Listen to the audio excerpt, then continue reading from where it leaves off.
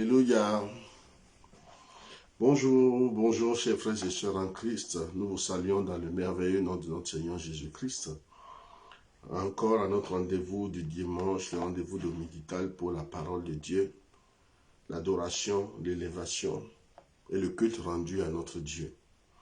Nous sommes heureux de vous accueillir encore à cette heure-ci et nous vous remercions pour votre attention, pour votre amour, pour votre fidélité. Bien-aimés dans le Seigneur, l'heure est consacrée à la parole de Dieu. Et je nous invite à incliner la tête pour recommander ce moment au Seigneur notre Dieu et demander, invoquer son secours sans lequel nous ne pouvons rien. Prions le Seigneur. Notre Père, Dieu trois fois saint, Dieu souverain, éternel Dieu des armées, nous bénissons ton nom, nous t'élevons. Nous te glorifions, Seigneur. Merci de ta présence au milieu de nous, car nous avons la promesse que là où deux ou trois sont réunis en ton nom, tu es au milieu d'eux. Seigneur, nous te prions, Seigneur, de prendre le contrôle de ce moment et de parler, Seigneur, pas seulement, Seigneur, à nos oreilles, mais aussi à nos cœurs, à nos âmes, à nos esprits. Merci de nous visiter puissamment et que, à l'issue de toutes choses, le Seigneur Jésus-Christ soit glorifié. Merci de ta parole qui ne retourne pas à toi sans avoir accompli son œuvre. Nous te bénissons, Seigneur Père, pour toutes tes promesses et pour ce jour, Seigneur mon Dieu, de merveille. Au nom de Jésus-Christ, nous avons prié. Amen. Bien-aimés dans le Seigneur, nous sommes heureux de vous avoir encore ce jour. Et j'espère que vous avez passé vraiment de bonnes semaines, une bonne semaine. Que le Seigneur, encore une fois, a été fidèle, car il est fidèle d'éternité en éternité. Ce matin, bien-aimé, le thème de notre message est « Si tu veux ton Samuel ». Si tu veux ton Samuel. Si tu veux ton Samuel. Alléluia. Notre message est tiré du livre de Samuel, du premier livre de Samuel. Donc 1 Samuel, le chapitre 1. Ça fait une petite lecture, mais c'est important que nous lisons ce texte en entier. Alléluia. 1 Samuel, le chapitre 1, nous lisons. Il y avait un homme de Ramathaïm Tsophim, de la montagne d'Éphraïm, nommé Elkana, fils de Jéroham, fils d'Élihu, fils de Tohu, fils de Tuf, Éphratien. Il avait deux femmes, dont l'une s'appelait Anne et l'autre Pénina. Pénina avait des enfants, mais Anne n'en avait point. Chaque année, cet homme montait de la ville de Silo, de sa ville à Silo, pour se prosterner devant l'Éternel des armées et pour lui offrir des sacrifices. Là se trouvaient les deux fils d'Élie, Hophni et Phiné, sacrificateurs de l'Éternel. Le jour où Elkana offrait son sacrifice, il donnait des portions à Pénina, sa femme, et à tous les fils et toutes les filles qu'il avait avec elle. Mais il donnait à Anne une portion double, car il aimait Anne, que l'Éternel avait rendue stérile. Sa rivale lui prodiguait des mortifications pour la porter à s'irriter de ce que l'Éternel avait rendu stérile. Et toutes les années, il en était ainsi. Chaque fois qu'Anne montait à la maison de l'Éternel, Pénina la mortifiait de la même manière. Alors, elle pleurait et ne mangeait point. Elkana, son mari, lui disait, « Anne, pourquoi pleures-tu et ne manges-tu pas? Pourquoi donc ton cœur est-il attristé? Est-ce que je ne vaux pas pour toi mieux que 10 fils? » Anne se leva, après que l'on eut mangé et bu à Silo. Le sacrificateur Élie était assis sur un siège près des poteaux du temple de l'Éternel. Et l'amertume dans l'âme, elle pria l'Éternel et versa des pleurs. Elle fit un vœu en disant, l'Éternel des armées, si tu daignes regarder l'affliction de ta servante, si tu te souviens de moi et n'oublie point ta servante, si tu donnes à ta servante un enfant mâle, je le consacrerai à l'Éternel pour tous les jours de sa vie, et le rasoir ne passera point sur sa tête. Comme elle restait longtemps en prière devant l'Éternel, Élie observa sa bouche. Anne parlait dans son cœur et ne faisait que remuer ses lèvres, mais on n'entendait point sa voix. Élie pensait qu'elle était ivre, et il lui dit, « Jusqu'à quand seras-tu dans l'ivresse? Fais passer ton vin. » Anne répondit, « Non, mon Seigneur, non. Je suis une femme qui souffre en son cœur, et je n'ai bu ni vin, ni boisson enivrante, mais je répandais mon âme devant l'Éternel. Ne prends pas ta servante pour une femme pervertie, car c'est l'excès de ma douleur et de mon chagrin qui m'a fait parler jusqu'à présent. » Au verset 17, il est dit, Élie reprit la parole et dit, « Va en paix, et que le Dieu d'Israël exauce la prière que tu lui as adressée. » Elle dit, « Que ta servante trouve grâce à tes yeux. » Et cette femme s'en alla, elle mangea, et son visage ne fut plus le même. Ils se levèrent de bon matin, et après s'être prosternés devant l'Éternel, s'en allèrent, s'en retournèrent et revinrent dans leur maison à Rama. Elkana connut Anne, sa femme, et l'Éternel se souvint d'elle. Dans le cours de l'année, Anne devint enceinte, et elle enfanta un fils, qu'elle nomma Samuel, car, dit-elle, je l'ai enfanté, je l'ai demandé à l'Éternel, et son mari Elkana monta ensuite avec toute sa famille pour offrir à l'Éternel le sacrifice annuel et pour accomplir son vœu. Mais Anne ne monta point. Et elle dit à son mari, lorsque l'enfant sera sevré, je le mènerai afin qu'il soit présenté devant l'Éternel et qu'il reste là pour toujours. Elkana, son mari, lui dit, fais ce que bon te semble. Attends de l'avoir sevré. Veille seulement, l'Éternel accomplit sa parole, et la femme resta et allaita son fils jusqu'à ce qu'elle le sevra.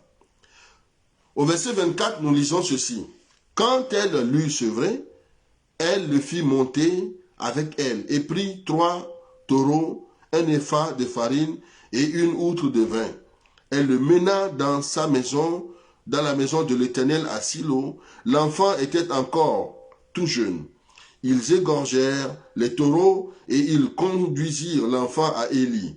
Anne dit, « Mon Seigneur, pardon, aussi vrai que ton âme vit, mon Seigneur, je suis cette femme qui me tenait ici, près de toi, pour prier l'Éternel. C'était pour cet enfant que je priais.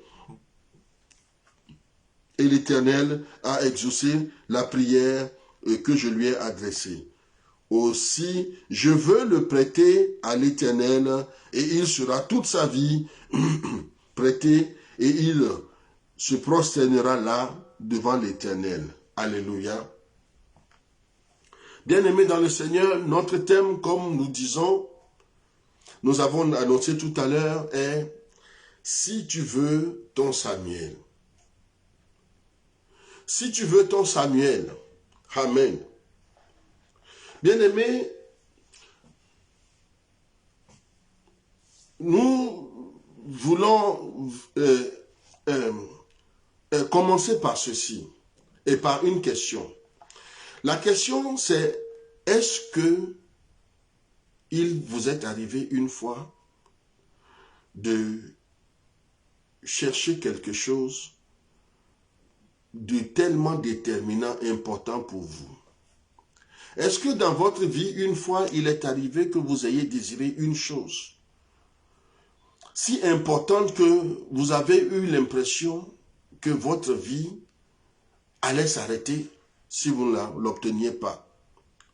Bien-aimés dans le Seigneur, dans la vie, il y a des moments où l'on désire de quelque chose. Dans la vie de l'homme, il y a des moments où l'on cherche quelque chose à acquérir. Il y a des moments dans la vie, des moments clés où vous savez que ce dont vous avez besoin, si vous ne l'obtenez pas, votre vie risque de se retrouver bloquée ou bien de se retrouver stérile. Il y a des moments, bien-aimés dans le Seigneur, comme par exemple dans les temps de maladie, si vous ne trouvez pas la guérison, frère, vous savez que votre vie peut s'arrêter à tout moment parce que c'est un moment décisif. C'est un moment clé, c'est un tournant de votre vie. Il y a des moments et des âges où vous arrivez et si vous n'êtes pas marié, vous savez que la panique va se saisir de vous. D'autres moments encore sont celles-là où, bien aimé dans le Seigneur, la femme arrive à un âge où elle sait que son temps arrive à son terme, où les chances de pouvoir concevoir, de pouvoir enfanter, vraiment sont limitées. Lorsque viennent ces jours, lorsque viennent ces saisons dans la vie d'une personne, bien aimée, il arrive que la peur, la panique, la douleur s'emparent de la personne. Il y a des moments, bien-aimés dans le Seigneur, où des gens se sont retrouvés à des grandes questions, des questions existentielles, des questions empiriques, des choses réelles, où ils se sont demandé, mais si mon mari qui est ici malade meurt, qu'est-ce que je vais devenir? Vous est-il arrivé une fois dans votre vie, bien-aimés dans le Seigneur, de se poser cette question?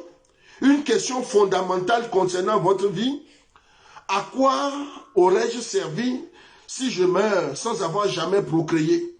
Si je ne laisse pas de traces, si je ne me reproduis pas, si je ne laisse pas d'enfants, d'héritiers, si je n'ai personne à qui transmettre ce que j'ai acquis, les fruits de mes labeurs, de mes souffrances, de mes épreuves, de mes combats.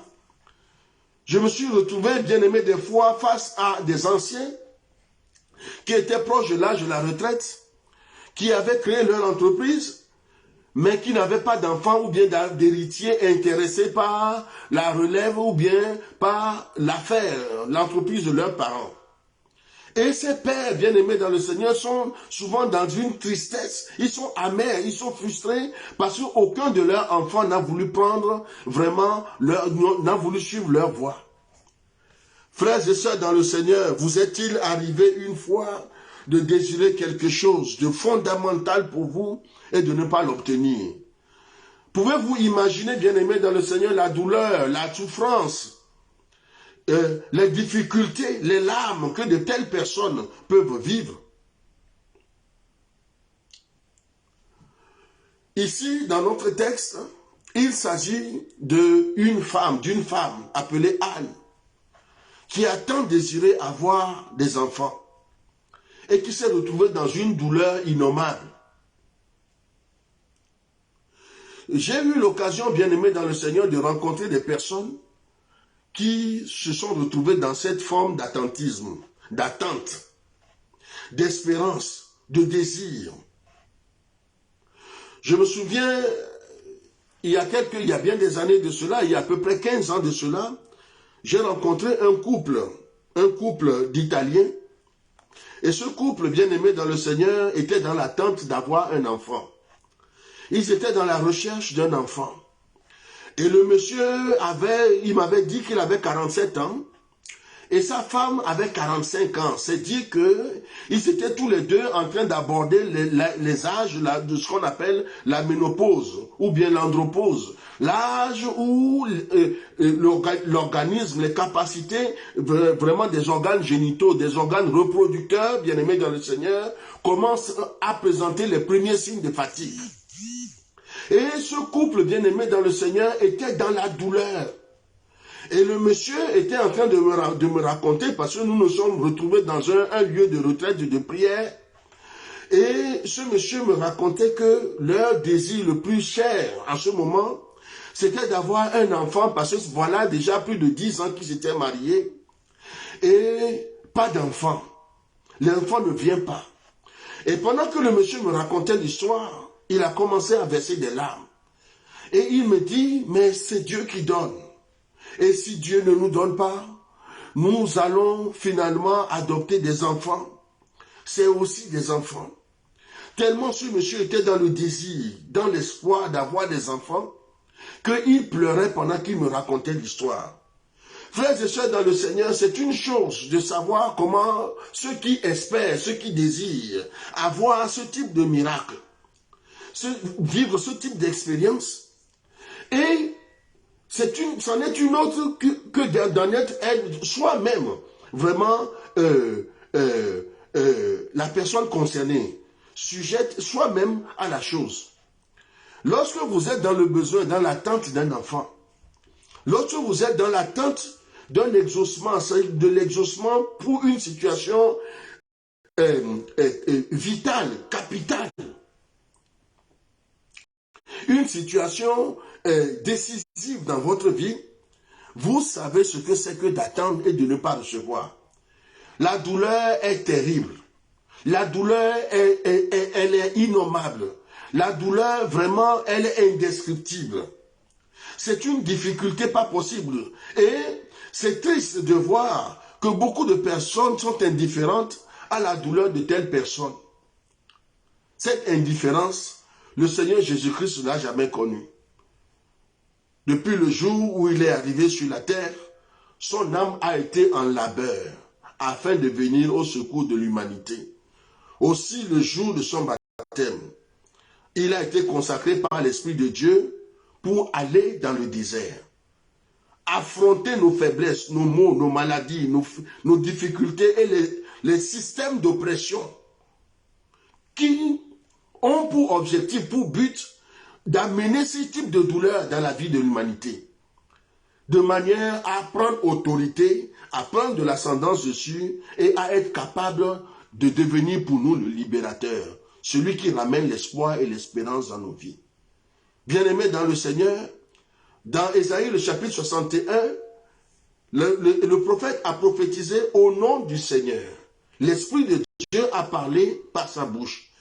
Et cette prophétie va trouver son accomplissement dans l'évangile de Matthieu, lorsqu'après le baptême et le jeûne et la prière, lorsque après avoir été revêtu du Saint-Esprit, Jésus le jour du sabbat est rentré dans le temple, a tiré le livre et il a lu.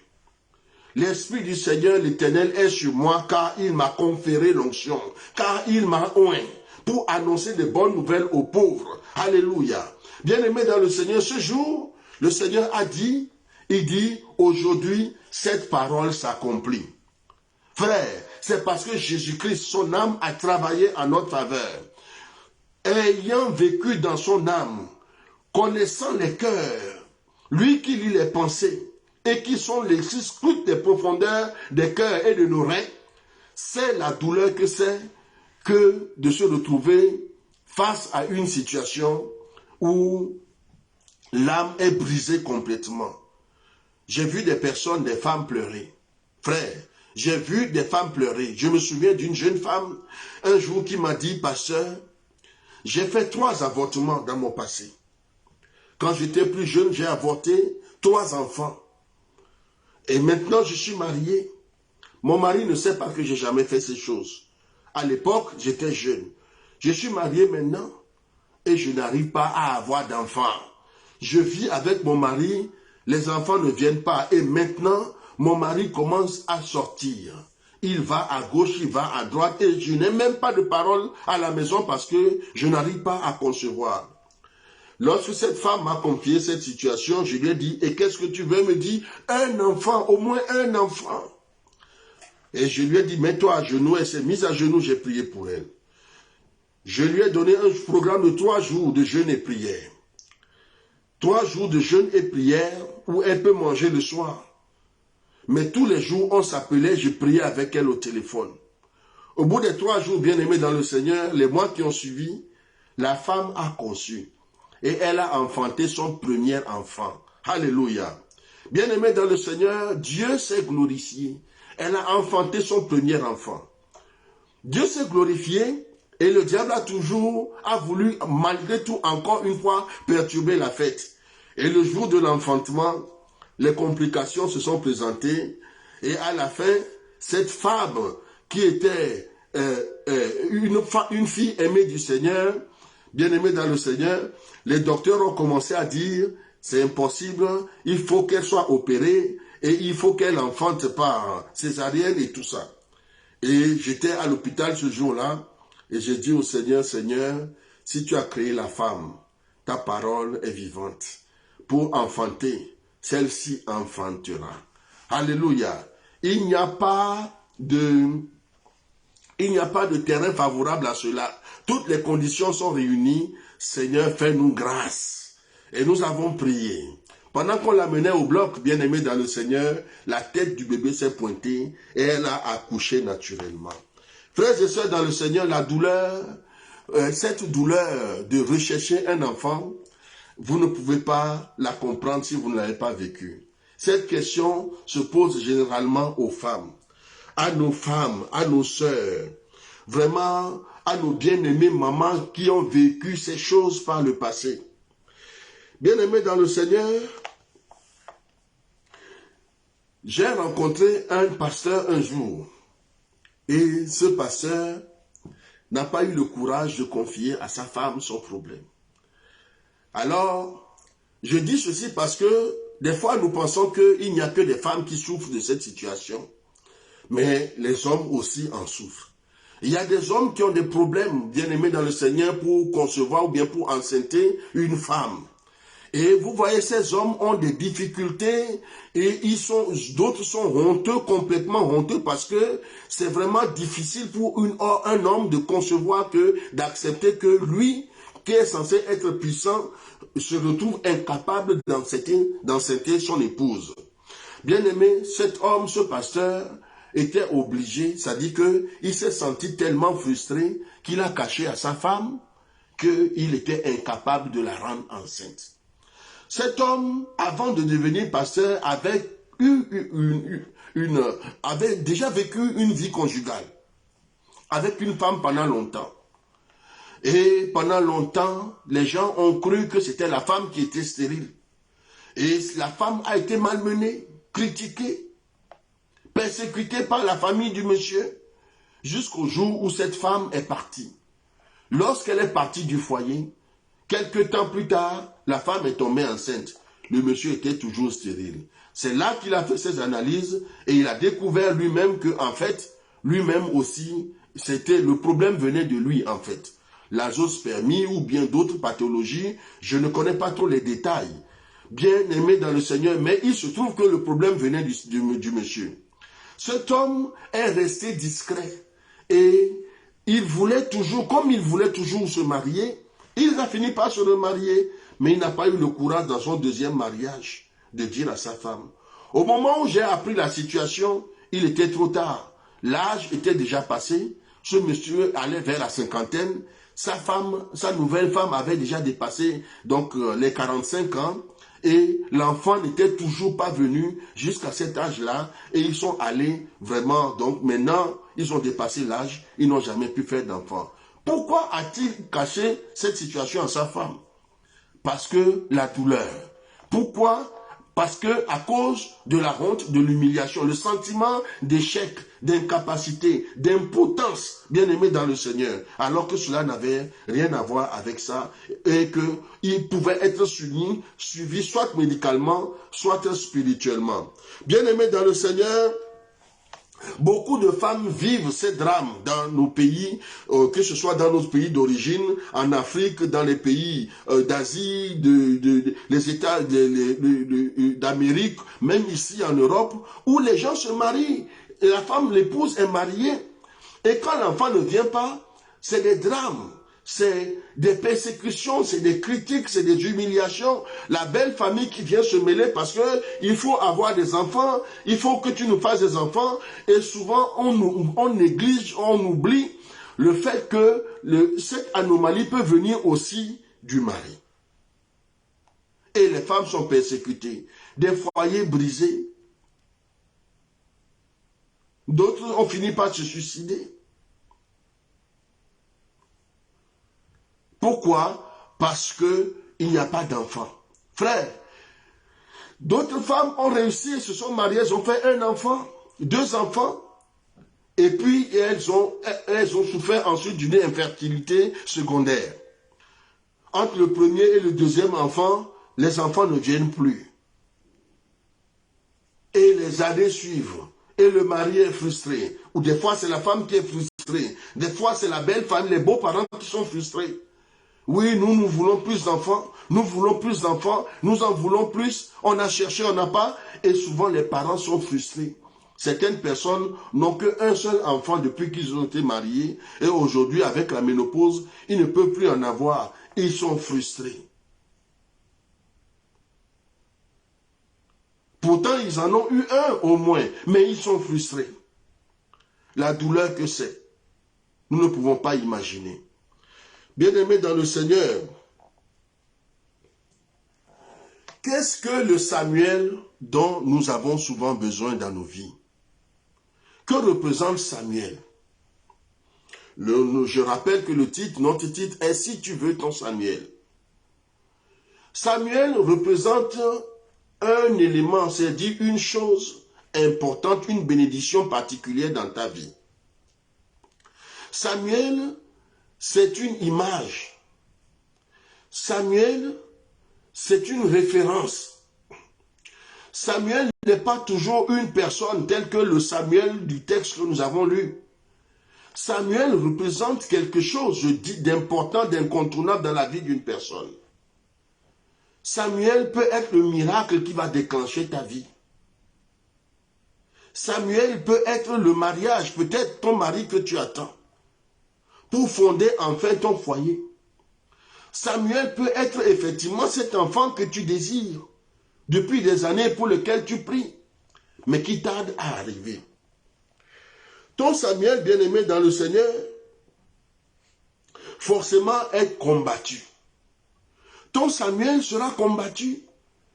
La naissance de ton Samuel, pour que Samuel arrive dans ta vie, cela sera combattu parce que Samuel représente toujours le projet divin dans ta vie. Lorsque Dieu a un projet de destinée qui te concerne, eh bien ce projet peut être appelé Samuel. Et beaucoup de personnes sont combattues parce que le Seigneur a destiné pour eux un Samuel. Lorsque vous voyez certaines attaques arriver, lorsque vous constatez un certain nombre de blocages dans vos vies, et quand ces blocages concernent les moments ou bien les éléments clés de votre vie, il faut comprendre que c'est parce que cela est attaché à un projet divin dans votre vie. Je m'explique. Il y a des enfants, quand ils naissent, le projet pour lequel ils sont descendus sur terre est un projet tellement important. Un projet territorial, un projet majeur. Ils ont une vocation, ils ont une mission de vie particulière. Et ces personnes sont des grandes âmes. C'est des âmes qui sont importantes depuis le ciel et ils viennent sur terre pour une mission particulière. Quand ces personnes descendent sur terre, bien-aimés dans le Seigneur, ils peuvent, lorsqu'ils descendent sur terre, ils peuvent accomplir des choses extraordinaires, des choses glorieuses. Ils peuvent contribuer de façon miraculeuse à l'avancement du royaume de Dieu, ou bien de leur nation, ou bien de leur communauté, de leur peuple, ou bien à la destinée de l'humanité. Pour que ces personnes arrivent dans le monde, bien-aimés, il faut souvent beaucoup de préparation. Il faut souvent que un certain nombre d'éléments soient alignés, soient préparés, se coordonnent parfaitement avant que ces personnes arrivent. Et lorsque ces personnes arrivent, très souvent, leur naissance est discernée. C'est-à-dire que certaines personnes ont la capacité de discerner la naissance des personnes que j'appelle les Samuel. Ces personnes de référence-là, de ces enfants de référence. Je m'explique. Bien-aimés dans le Seigneur, dans l'évangile de Matthieu, la Bible dit que Gabriel est venu annoncer la naissance du Seigneur Jésus-Christ dans une certaine famille. Il est venu l'annoncer dans la famille, donc auprès de la jeune fille appelée Marie, la jeune vierge appelée Marie. Au même moment, il est parti annoncer de l'autre côté à Élisabeth, les parents de Jean-Baptiste. Il est parti annoncer à Zacharie, le père de Jean-Baptiste, sacrificateur de son état, pendant le service dans le temple, il lui a annoncé la naissance de son fils Jean-Baptiste. Et il se trouve, bien aimé dans le Seigneur, que la maman de Jean-Baptiste, Élisabeth, et Marie sont des cousines. C'est-à-dire que c'est des personnes de la même famille. Dieu a localisé cette famille parce que c'était une lignée particulière. Dieu a localisé ces deux sœurs, ces deux cousines, parce qu'elles faisaient partie d'un héritage spirituel qui a été préservé. Une lignée, une dynastie spirituelle choisie de Dieu et préservée. C'est-à-dire que les parents, c'était une famille consacrée, une famille de vertu, une famille spirituelle, c'était une lignée aimée de Dieu, désignée et aimée de Dieu. Lorsque l'archange, donc Gabriel, va venir annoncer la nouvelle à Marie, et que Marie sera au terme de sa grossesse, la Bible dit la nuit de sa naissance, une étoile va apparaître dans le ciel. Cette étoile sera discernée, bien-aimée dans le Seigneur, pas par les sacrificateurs d'Israël, pas par les prêtres ou les enfants d'Israël, mais l'étoile de Jésus-Christ sera discernée par les mages de l'Orient. Des mages qui se situent en Orient. C'est-à-dire qu'à l'extrême, là-bas, de l'autre côté. Et c'est eux qui vont voir l'étoile de Jésus-Christ. Et ils vont discerner que à partir de cette étoile, le message derrière, c'était qu'une grande âme était descendue du ciel et venue sur la terre. L'âme d'un grand roi. La Bible dit que ces mages ont pris la route pendant des semaines, voire des mois, et ils sont arrivés à Jérusalem à la recherche de ce grand roi qui était né. Ils ont adoré le roi, ils l'ont repéré, ils l'ont adoré, mais, attention, ces mages ne savaient pas que ce roi était le sauveur du monde. Ils ne savaient pas que ce roi était le fils du Dieu vivant. Ils ont pu discerner tout simplement que c'était un grand roi. Bien-aimés dans le Seigneur, je voudrais rappeler que les mages ont pris la route avant la naissance de Jésus-Christ. Parce que c'est quand il est né qu'ils sont arrivés. Mais ils ont pris la route avant sa naissance. Autrement dit, son étoile est apparue avant sa naissance. Son étoile était là dès sa conception. Bien-aimé dans le Seigneur, donc il est possible de discerner l'étoile d'une personne, d'une grande âme à sa naissance, ou même des fois avant sa naissance, dès lors qu'il est conçu. Et c'est comme ça, bien-aimé dans le Seigneur, que beaucoup de personnes ont été très combattues, parce que soit leur lignée a été discernée. Les esprits, les puissances de ce monde ont discerné que dans leur famille, dans telle famille type, il y a un niveau de consécration qui est propice et qui constitue un terreau fertile. C'est-à-dire un terrain favorable à la manifestation des plans de Dieu et à la descente des âmes qui portent une vocation, un appel, une mission particulière dans le monde des hommes. Donc, à partir de l'étoile de Jésus-Christ, eh bien, on a su qu'une âme était descendue dans ce monde. C'était la même chose au temps de Moïse. Lorsque Moïse est né, Pharaon a décrété l'assassinat de tous les enfants, c'est-à-dire que, et de tous les enfants garçons mâles des tribus des Hébreux. Pourquoi? Parce qu'ils ont discerné qu'une grande âme était rentrée dans notre dimension terrestre. Frères et sœurs dans le Seigneur, il y a des naissances qui ne sont pas des naissances entre guillemets banales, si je peux m'exprimer ainsi, qui sont des naissances de destinée, des naissances qui relèvent du projet divin absolu et pour le salut de l'humanité. Et quand ces naissances doivent arriver, des grands combats ont lieu dans les lieux spirituels. Des grands combats ont lieu dans les dimensions de l'esprit. Et il y a de fortes oppositions. Des fois même dans la matière, c'est-à-dire dans le corps qui doit héberger ces enfants-là, il y a de grandes guerres. Et c'est la raison pour laquelle certaines femmes restent longtemps sans pouvoir concevoir. Elles sont mariées, mais le bébé ne vient pas.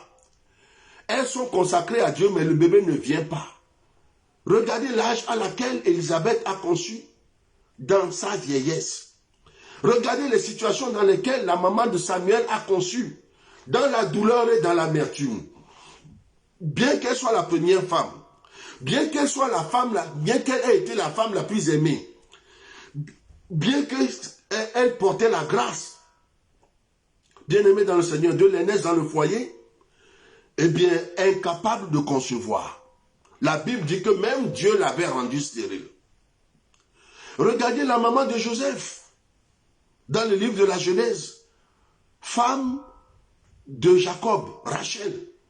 Rachel était rendue stérile, impossible d'enfanter, parce que le fils qu'elle devait enfanter, au temps venu, cet enfant, c'était Joseph, un fils de destinée, un fils de prédilection. Bien-aimés dans le Seigneur, les plans de Dieu sont extraordinaires. Les plans de Dieu sont extraordinaires. Et quand le temps de Dieu n'est pas arrivé, lorsque la main de Dieu n'est pas provoquée, bien-aimés, ces enfants sont incapables de descendre dans le monde parce que l'opposition est trop forte. Cette opposition peut se manifester par la vieillesse.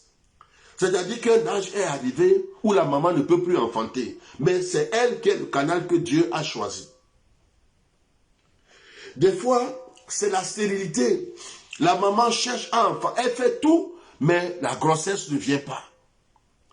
Le père va finalement tomber malade d'une maladie bizarre et il ne peut plus enceinter son épouse même. Tout ça, c'est des handicaps, c'est des oppositions à la naissance de Samuel. Frères et sœurs dans le Seigneur, il peut y avoir des fois des maladies. Je me souviens d'un couple. Le monsieur a bénéficié d'une greffe de cœur. Mais il voulait des enfants. Mais le traitement anti-rejet que le monsieur prenait était tellement fort que ça éliminait systématiquement donc ses possibilités de rencontrer sa femme et de la fertiliser. Et c'était un problème dans le mariage. Ce monsieur était diacre dans son église. La femme était une ancienne de l'église, mais impossible d'avoir un enfant. Tout cela parce que le diable a planifié et il sait. Il y avait de l'amour dans le couple. Il y avait de l'attachement. Il y avait de la confiance. Mais bien aimé dans le Seigneur, les enfants ne venaient toujours pas parce qu'il y avait une maladie qui était responsable de cela. Dans d'autres cas, frères et sœurs dans le Seigneur, c'est l'oppression démoniaque qui fait. L'oppression démoniaque va faire que la femme ne peut pas concevoir. Elle conçoit, ça avorte. Elle conçoit, ça tombe. Elle conçoit, elle fait des fausses couches. Fausses couches sur fausses couches. Et nous en avons vu, bien aimés dans le Seigneur. Tout cela parce que des entités démoniaques ont compris que s'ils laissent cette femme concevoir, la lignée spirituelle auquel elle appartient. La famille spirituelle auquel elle est attachée. Le droit spirituel qu'elle possède dorénavant en tant qu'enfant de Dieu fait que si cette femme conçoit, bien aimée, elle ne peut concevoir que des enfants du miracle. Elle ne peut concevoir que des âmes en mission. Des âmes qui ont reçu un projet divin et une mission particulière à venir accomplir dans notre monde, dans notre génération. Et quand le diable repère ce type de femmes, il les bloque par 1001 moyens pour qu'elle n'arrive pas à enfanter. Et si c'est un homme, c'est pareil. Bien-aimé dans le Seigneur, c'est pas l'oppression démoniaque. Des démons ont occupé les entrailles de certaines femmes et ont bloqué pour que ces femmes n'enfantent pas. Et ça fait des années qu'elles sont mariées, des années qu'ils sont mariés, impossible d'avoir un enfant. Ils ont passé par tous les soins médicaux, les médecins, ils ont fait tous les tests, les analyses et tout, ils ont pris tous les traitements, mais impossible toujours de concevoir. Et même quand la femme conçoit, ça débouche toujours sur une fausse couche. Ça, c'est parce qu'il y a des forces qui ont bloqué le passage. Bien-aimé dans le Seigneur, c'était le cas de maman Sarah aussi, la femme d'Abraham. Nous tous, notre arrière-grand-mère. Par la foi. Bien-aimé dans le Seigneur, cette femme était rendue stérile jusqu'à son plus vieil âge. Il n'y avait plus d'espoir. Alors qu'au ciel, Dieu avait destiné pour elle un Isaac. Un Isaac l'attendait. Il y avait une autre femme dans la parole de Dieu pour qui Dieu avait destiné un Samson, Manoah et sa femme. Les parents de Samson. Ces personnes étaient stériles. Pas d'enfants. Impossible d'avoir des enfants. Ce qu'ils ne savaient pas, c'est qu'au ciel, il y avait une âme qui luttait pour descendre. L'âme de Samson, juge d'Israël, de la tribu de Dan. Bien-aimés dans le Seigneur, il est important pour chacun de nous de comprendre, bien-aimés, que la tribu d'Éphraïm, pardon. Il est important de comprendre pour chacun de nous que des fois, pour pouvoir devenir un canal, un vaisseau du Seigneur, il y a des luttes à mener. Il y a des combats à mener. Il y a vraiment des obstacles à faire sauter. Il y a des verrous à briser. Il y a des combats, bien aimés dans le Seigneur, parce qu'il y a souvent de la résistance. Frères et sœurs dans le Seigneur, c'est ainsi que certains de ces enfants, lorsqu'ils sont nés et que l'ennemi n'a pas pu empêcher leur descente dans le monde, eh bien des fois il s'est attaqué aux parents. Vous avez vu, l'enfant est né et quelques mois plus tard, le père est mort. Ou bien à la naissance, c'est la mère qui meurt. Tout cela, ce n'est pas par hasard. C'est des signes que nous devons être capables de discerner. Nous devons être capables de comprendre que c'est des signes qui révèlent que ces enfants-là sont des enfants de grande destinée. Ces enfants sont des enfants de grands projets. Dieu est dans le projet de naissance de ces enfants-là. Et vous voyez, les choses deviennent difficiles pour l'enfant dès le début. Ce n'est pas par hasard. C'est parce qu'il y a une attaque organisée. Les ténèbres, c'est-à-dire qu'il y a un complot spirituel contre ces enfants-là pour diminuer leur chance de se réaliser un jour. Et vous ne comprenez pas. L'enfant est né, les parents sont divorcés. L'enfant est né, les parents, il y en a un qui est mort. L'enfant est né et puis des gens cherchent à éliminer l'enfant, à le tuer. Et personne ne comprend pourquoi ces choses arrivent. L'enfant est né, sa vie n'est que souffrance dès le début. À l'instar de Ichabod, à l'instar de Jabès, à l'instar de Jephthé. Toutes ces personnes sont nées et ils sont nés dans la douleur et dans l'amertume, mais ne sachant pas que leur destinée était la gloire. Leur destinée était la révélation de la miséricorde ou bien de la justice ou bien de la puissance et de la fidélité de Dieu dans le monde des hommes. Bien-aimés dans le Seigneur, lorsque ces choses arrivent, nous devons être capables de discerner qu'il y a un message caché derrière et que c'est parce que Dieu nous a choisis.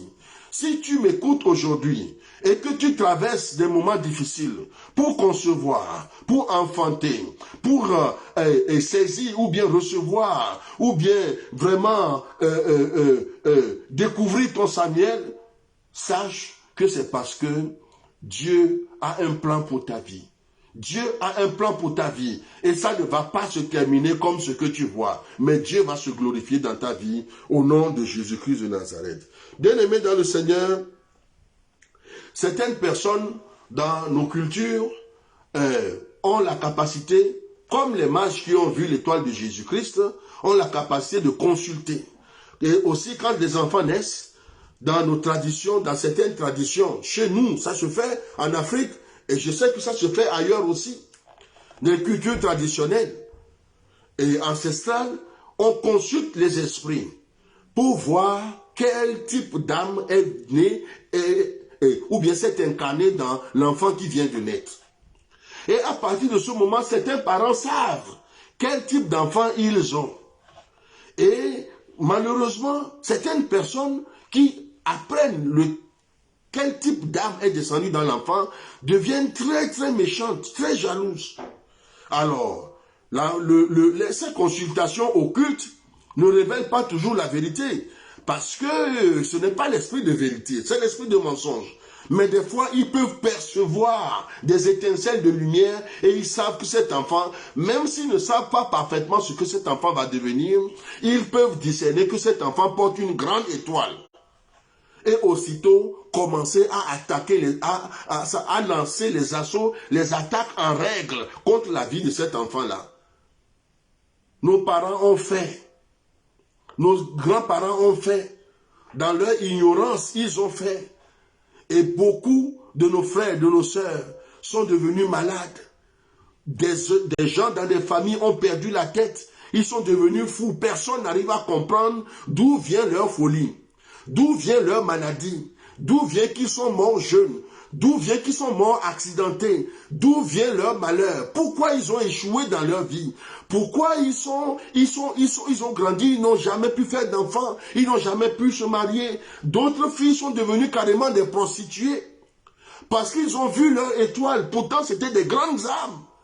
Mais leur étoile a été polluée, c'est-à-dire spoliée. Et ils ont tout fait pour éteindre leur lumière dès la conception, parce que quand ils consultent et qu'ils discernent que cet enfant porte une grande lumière, une grande mission, un grand appel, une grande vocation dans le monde des vivants, bien aimés, leur étoile est attaquée, combattue sévèrement. Je peux vous dire beaucoup de choses concernant ces choses, parce que c'est des réalités. Et vous ne comprenez pas pourquoi un enfant qui est né d'une famille si bien organisée, structurée, des parents responsables et tout, et l'enfant devient quelque chose, un phénomène indescriptible. Personne ne comprend pourquoi l'enfant a pu dévier et devenir ce type de créature. Pourquoi? Parce que l'enfant, son étoile a été discernée avant sa naissance ou bien dès sa naissance et il est combattu. Des femmes qui étaient censées devenir des reines, des princesses, des femmes d'honneur, des dames de qualité, elles sont devenues aujourd'hui des moins que rien. Alors, bien-aimés dans le Seigneur, Dieu veut faire de ce rien un tout.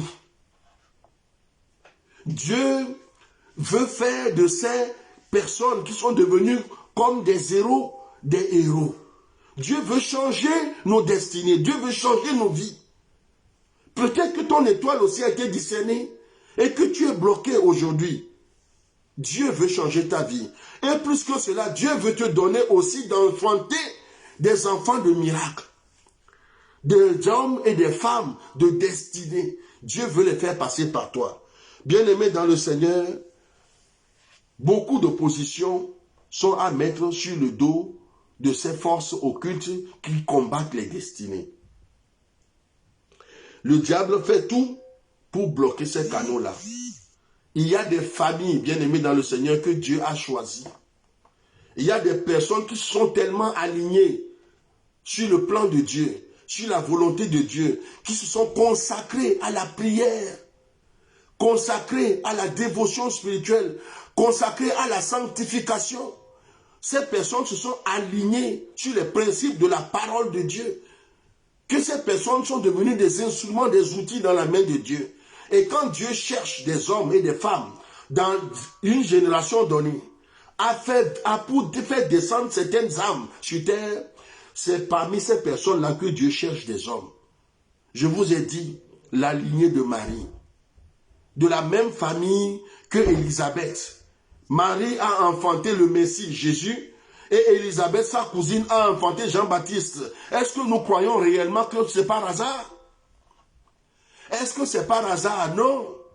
C'est une question de fidélité. C'est une question aussi de récompense. C'est-à-dire que Dieu regarde au-delà de la grâce. Dieu regarde aussi notre consécration, notre dévotion, notre engagement, notre propre investissement dans son plan.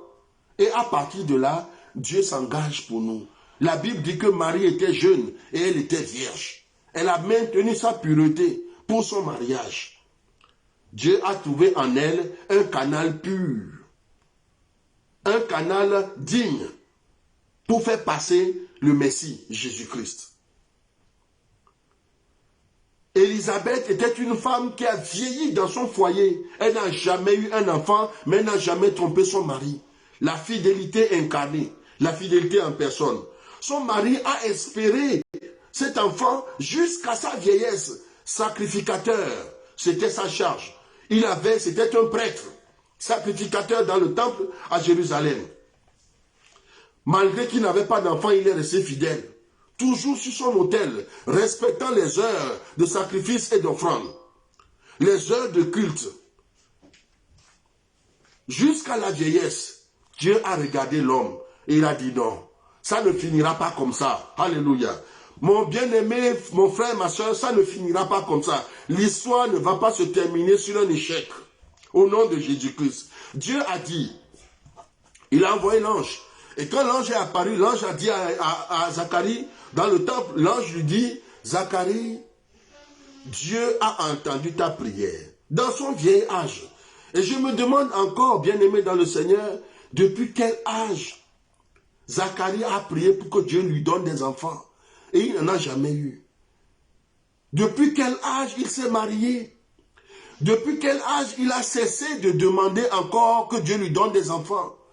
Quand tu vois ta femme arriver à la quarantaine, 45 ans, 50 ans, tu arrêtes de faire ce genre de prière. Mais la Bible dit qu'ils étaient déjà vieux. Leur corps était décrépit, fatigué, usé. Les raideurs étaient là. Les arthroses étaient là. Les courbatures étaient présentes. Mais Dieu dit à Zacharie, Dieu a entendu ta prière. Alléluia. Réjouis-toi. La prière qu'il a faite quand il avait 20 ans, Dieu l'a entendu quand il a eu 80 ans. Frères et sœurs dans le Seigneur, c'est Dieu qui aura le dernier mot dans ton histoire. Et l'âme que Dieu veut faire descendre par ta vie, après avoir scruté ta fidélité, ta persévérance, ton intégrité, ta sanctification, tes vertus, tes prières, bien-aimés dans le Seigneur, cette âme descendra au nom de Jésus-Christ. Si tu veux ton Samuel, bien-aimé dans le Seigneur, sache que des fois, Dieu lui-même peut te rendre stérile pour t'éprouver.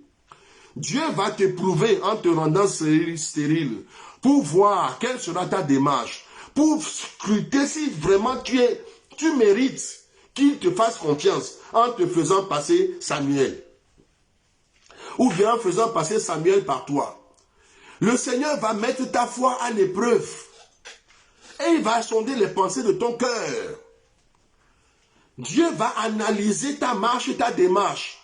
Pendant que tu pries, que tu demandes et que Dieu ne te donne pas. Le Seigneur va voir si tu vas devenir rebelle ou pas. Il va vérifier par là si tu vas rester fidèle ou pas. Il va regarder et observer ton attitude. Et Dieu va regarder, voir si tu resteras, tu vas continuer à l'adorer ou pas. Ou bien si à un moment donné, tu vas te décourager, comme certains font, et partir adorer les idoles. Nous avons fait le vœu devant Dieu que même si Dieu ne nous exauce pas, nous sommes prêts à mourir. Alléluia. Parce que c'est lui qui donne et c'est lui qui reprend. Il a toujours le premier mot et il a toujours le dernier mot. Tout ce qui reste, c'est intermédiaire. Alléluia. Ça passera. Bien-aimé dans le Seigneur, Dieu peut t'éprouver. Il se peut que la situation que tu traverses, la maladie que tu ressens, que tu vis, il se peut que la situation que tu vis par rapport à la maladie de ton mari ou bien de ta femme, l'échec à concevoir soit une épreuve, c'est une école, ça peut être un examen pour toi. Et Dieu veut t'amener à une maturité. Dieu veut t'attirer à un niveau où tu seras déterminé, où tu seras capable de dire, si je vis pour Dieu, si je meurs pour Dieu. La mort pour moi est un gain. Alléluia. Car ce n'est plus moi qui vis, mais c'est Christ. Est-ce que tu es capable d'arriver à ce niveau? Es-tu capable de dire, Seigneur, je te donne tout? Tout ce que j'ai, je le verse, je le dépose à tes pieds. ma propre vie, je la dépose à tes pieds. Peut-être que c'est ce que Dieu attend de toi, bien-aimé dans le Seigneur. Que tu sois capable de lui dire, Seigneur, tout ce que j'ai, aujourd'hui, j'abandonne. Alléluia, j'abandonne. Lorsque Abraham a prié, et que Dieu lui a fait la grâce de lui donner Isaac, avant de l'amener à un autre niveau, Dieu lui dit maintenant, redonne-moi ton Isaac. Abraham dit comment? Dieu dit, je veux ton Isaac, tu me sacrifieras Isaac sur l'autel. Abraham a pris le bois, il a pris le feu, et puis il a chargé Isaac, il dit, Isaac, nous allons présenter une offrande sur la montagne à l'Éternel. Arrivé à mi-chemin, Isaac demande à son père, voici le feu pour l'offrande, voici le bois pour l'offrande, mais où est donc l'agneau que nous allons sacrifier? Il ne savait pas que dans son cœur, son père l'avait déjà sacrifié, lui-même était l'offrande. Abraham était prêt à égorger Isaac pour le Seigneur. Il était prêt à sacrifier Isaac pour le Seigneur. Alors, du point de vue des hommes, on dira, oui, mais il ne l'a pas fait. C'est vrai, il ne l'a pas fait physiquement, mais dans son âme, Dieu qui sonde les cœurs sait que Abraham était déjà déterminé. Le simple fait qu'il s'est chargé du bois et qu'il a pris le feu pour aller faire l'offrande, bien aimé, il avait déjà accompli dans son cœur. Il n'y avait plus rien qui pouvait le déterminer. Dans son âme, Isaac était déjà sacrifié. Il restait juste à poser l'acte physiquement. Alléluia. Et quand Dieu a vu que dans son cœur, Isaac était déjà l'offrande sur l'autel, Dieu a donné un agneau en remplacement d'Isaac. Parce que Abraham avait réussi l'épreuve. Est-ce que tu es prêt? Et qu'est-ce que tu es prêt à donner pour le Seigneur? Dans le cas d'espèce, bien-aimé dans le Seigneur, Dieu veut de nous-mêmes. Alléluia. Oh, il y a un mystère concernant l'autel et le sacrifice. Le sacrificateur et le sacrifice qu'il présente sur l'autel. Bien-aimés dans le Seigneur, nous pensons souvent que Dieu agrée nos offrandes. Que Dieu agrée la qualité, la richesse, l'abondance des choses que nous venons présenter sur son autel. Alors que bien souvent, Dieu ne regarde pas ça. En fait, sur l'autel, Dieu n'attend pas le sacrifice que tu poses sur son autel. Parce que, en fait, Dieu ne regarde pas ton sacrifice. Dieu regarde le sacrificateur. Alléluia. C'est le sacrificateur, c'est que l'objet, l'offrande qui est posée sur l'autel doit être le reflet du sacrificateur lui-même. Ce n'est qu'une transposition du sacrificateur. C'est une translation. C'est un déversement. Ce qui fait que Dieu va agréer l'offrande de Abel par rapport à Caïn, c'est parce que l'offrande de Abel était l'offrande d'Abel lui-même. C'était Abel lui-même qui s'est offert sur l'autel à Dieu, que Dieu a agréé. Abel lui-même était une offrande de bonne odeur. Jésus dira dans le livre des Hébreux, il dit, tu n'as pas voulu de sacrifice ni d'offrande, mais tu m'as fait un corps. Tu n'as pas voulu d'holocauste ni de sacrifice pour le péché. Alors je t'ai dit, me voici, je suis venu faire ta volonté, car c'est bien de moi que parlent les Écritures. Tu ne veux pas une offrande de moi, mais tu me veux moi-même. Alléluia. Dieu nous veut nous-mêmes. Et quand Dieu ferme le robinet pour l'enfantement, quand Dieu ferme le robinet pour la bénédiction, Dieu veut voir si c'est le robinet que tu cherches, la bénédiction que tu cherches, ou si c'est lui-même que tu cherches. Alléluia. C'est une mise à l'épreuve. Et il n'est jamais éternel ni indéfini. Il est temporaire. Si tu réussis l'épreuve, le Seigneur te bénira toujours. Bien-aimé dans le Seigneur, et pour d'autres personnes, c'est un châtiment qui doit amener à la repentance. Pour certaines personnes, Dieu ferme la bénédiction de ton Samuel parce que Dieu veut que tu reviennes vers lui. Il veut t'attirer vers lui. Il veut t'amener à comprendre, à réaliser que tu as péché à tel moment de ton cycle, de ton histoire, de ton cheminement ou encore de ton pèlerinage. Il veut t'amener à réaliser des fois que il y a un péché qui parle contre toi. C'est bien un autel. Que tes parents ont commis une faute ou bien il y a une alliance, un autel maléfique de réclamation qui te réclame ou bien qui parle contre toi et contre tes futurs enfants. Et à partir de ce moment, toi, tu as le devoir, l'obligation de commencer à chercher Dieu. Et à prier pour que Dieu te révèle à où faut-il que tu détruises cet autel, quelle alliance tu dois rompre et quel changement radical tu dois amener dans ta propre vie, qu'elle soit spirituelle ou sociale.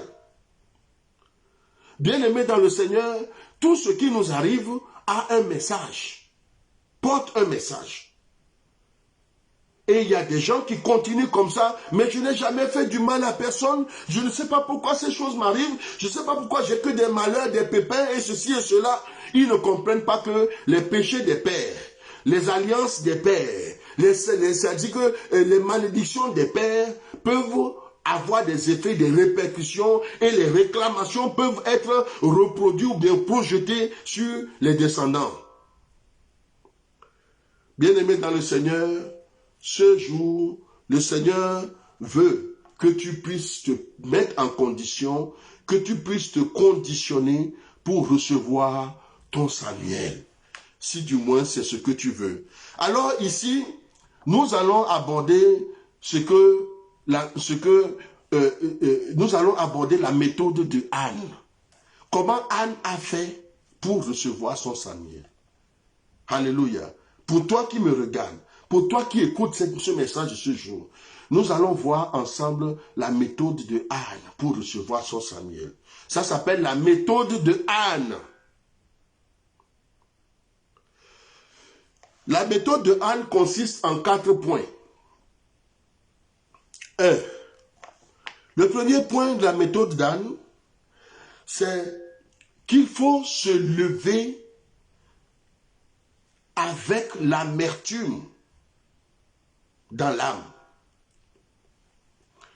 La Bible dit au verset 9, Anne se leva après que l'on eut mangé et bu à Silo. A-t-elle mangé? Non. Elle a laissé tout le monde manger. Mais après qu'ils ont mangé, Anne s'est levée. Et le sacrificateur Élie était assis sur un siège près de l'un des poteaux du temple de l'Éternel. Au verset 10, et l'amertume dans l'âme, elle pria l'Éternel et versa des pleurs. Il faut se lever avec l'amertume. L'amertume dont il s'agit ici, ce n'est pas l'amertume contre Dieu. Alléluia. Parce que Anne n'est pas partie pleurer et se plaindre de Dieu ailleurs. L'amertume de Anne, c'était une amertume contre la stérilité. Contre ce qui faisait l'obstacle de son enfantement. Contre l'ennemi de sa vie. Contre ce qui était le blocage de la descente de son Samuel. Ce qui empêchait qu'elle puisse rentrer dans sa destinée prophétique. Et l'ouverture de ses entrailles. Pour que enfin, on l'appelle réellement femme. Celle qui donne la vie. Ou encore la fille d'Ève. Elle avait l'amertume dans l'âme. Frères et sœurs, d'autres personnes souffrent. Il y a des gens qui souffrent, mais ils sont négligents. C'est-à-dire qu'ils souffrent, mais tous les jours, ils pleurent. Mais quand ils ont fini de pleurer, ils vont manger et puis retournent dormir. Et puis le lendemain, ça se répète encore. Ils ne sont pas en colère contre leurs problèmes. Ils n'ont pas l'amertume contre l'ennemi de leur vie. Ils n'ont pas d'amertume dans leur âme contre leur adversaire. La Bible dit que Anne se leva. Es-tu prêt à te lever, bien-aimé dans le Seigneur? Es-tu prête à te lever, ma soeur? Il faut se lever avec une amertume dans l'âme. Une vraie, c'est-à-dire qu'une sainte colère contre l'ennemi de ton âme. Une colère divine contre ce qui fait ton handicap. Ce qui est à l'origine de la maladie. Contre la maladie elle-même. Il faut avoir la colère, l'amertume dans l'âme contre l'ennemi de ta destinée, bien-aimé. Anne se leva l'amertume dans l'âme. Elle pria devant l'Éternel. Amen. Vous voyez bien donc que son amertume n'est pas contre l'Éternel. Puisqu'elle cherche refuge auprès du Seigneur. Elle pria devant l'Éternel et elle versa des larmes. Je suis étonné de voir des gens qui prient avec le visage toujours sec. Alors que leur destin est en jeu. Leur vie est en jeu. Il s'agit d'une question de vie ou de mort. Leur propre vie, l'enjeu est déterminant pour leur lendemain. Et tu les vois, ils vont réciter Notre Père qui es aux cieux, ils vont réciter des prières écrites dans des livres, et puis ils vont fermer la page, ils vont aller dormir, et ils vont te dire qu'ils ont prié. Frère, si vous avez déjà vu quelqu'un qui avait l'amertume dans l'âme parler, ou prier, vous savez que la prière de l'amertume, quand on est amer contre son ennemi, et que sa vie est en jeu, que ton enfant est malade, qu'il est mourant, qu'on est en train de t'annoncer que ta destinée, tu es fini, et que tu dois prier, ce n'est pas les prières des récitations. Tu engages ta vie dans le combat, tu engages ton destin. C'est un enjeu majeur, déterminant. La suite de ta vie en dépend. Et tu pries comme si tu... Et les gens sont allongés sur leur lit comme ça et puis ils disent « je prie ». D'autres prient, ils mangent. D'autres ont leur café dans le culte pendant que le message est délivré. Pendant le temps, il a fini de prier un peu, il boit une gorgée de café, il dépose la tasse encore à côté. La tasse de café avec lui dans le culte. Bien rempli. Tu n'as pas encore compris que ton destin, ta destinée est en jeu. Et que le diable a fomenté le plan de détruire c'est-à-dire que tu vas finir ta vie comme si tu n'es jamais venu sur terre. Bien-aimé dans le Seigneur, la méthode de Anne était de verser les larmes. Je ne sais pas si quelqu'un qui m'écoute aujourd'hui a déjà prié jusqu'à verser les larmes. Mais quand tu pries, quand tu adores Dieu, quand tu es dans une intercession, un temps de requête ou bien d'intercession, ou que tu loues ton Dieu et que les larmes ne tombent jamais, ça veut dire que tu n'as jamais prié. Bien-aimé, tu n'as jamais prié. Jésus, le Fils de Dieu, lui-même Dieu, priait toujours jusqu'aux larmes. Quand Jésus prie, il prie jusqu'aux larmes. Il prie à grands cris et il prie jusqu'aux larmes. Alors, on nous a toujours appris depuis l'enfance qu'il faut prier vertueusement, dignement, les mains jointes et toujours les yeux fermés et prier à voix basse. Parce que la prière que Dieu écoute, c'est toujours le silence de l'amour. C'est limité. Ça là, c'est limité. Il faut rentrer dans la prière dynamique. La prière ouverte. Là où on prie jusqu'à transpirer. Et tu ne sais pas que tu transpires. Parce que tu es inondé par le sujet qui sature ton cœur. Et ce jour-là, tu dois arracher quelque chose dans les lieux spirituels. Tu dois abattre des autels dans le monde spirituel. Tu dois révoquer l'alliance satanique, les autels qui te réclament. Parce qu'il y a mort d'homme. Bien-aimé dans le Seigneur, quand ta destinée en jeu, ce n'est plus le temps d'aller se mettre gentiment quelque... Non, c'est le moment de se lever dans la bataille. Alléluia. C'est le moment, bien-aimé dans le Seigneur, de se déterminer. Ça passe ou ça casse. Au nom de Jésus-Christ, ça passe ou ça casse. Le Seigneur Jésus-Christ disait à ses disciples, il dit depuis l'avènement de Jean-Baptiste, le royaume des cieux s'offre violence et seulement ceux qui sont violents s'en emparent. Les choses sont devenues corsées par rapport à l'Ancien Testament. On pense que le Nouveau Testament, le temps de la nouvelle alliance est plus souple que l'ancienne. Eh bien c'est faux. Je suis désolé de vous informer que c'est faux. Jésus dit que depuis que Jean-Baptiste est venu, le royaume des cieux est devenu forcé. Et c'est seulement les gens qui sont violents peuvent s'en emparer.